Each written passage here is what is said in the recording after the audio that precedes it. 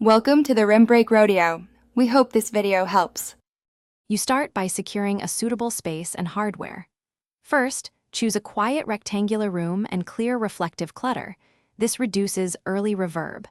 Next, connect an audio interface to your computer via USB or Thunderbolt and attach your mic with an XLR cable. This converts sound to usable signals.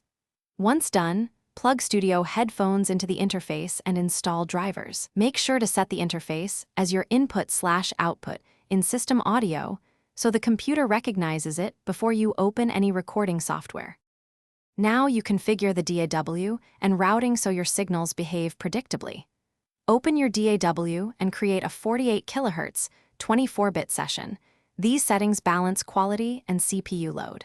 Set the audio buffer to 128 or 256 samples to reduce latency without overloading the system. Arm a track, enable input monitoring, and adjust gain on the interface so peaks sit near -6 dBFS to preserve headroom. Then create a dedicated headphone send for the performer so their mix can differ from the main control room output. Finish by capturing clean takes and securing your work. You record several takes, marking favorites and using Punch-In to fix small sections. This gives options for comping later. Once you comp, perform timing and pitch edits sparingly, and apply subtractive EQ and light compression to keep dynamics natural. After mixing, export both stems and a stereo bounce at the project sample rate.